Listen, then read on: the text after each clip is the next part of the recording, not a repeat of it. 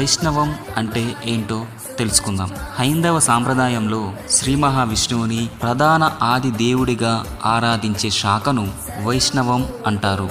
హిందూ ధర్మంలో శైవం, శక్తితత్వం, స్మార్తంతో పాటు వైష్ణవం అతి ఎక్కువ మంది విశ్వసించే మతంగా పేర్కొంటారు. దీనినే విష్ణుమతం అని కూడా వ్యవహరిస్తారు.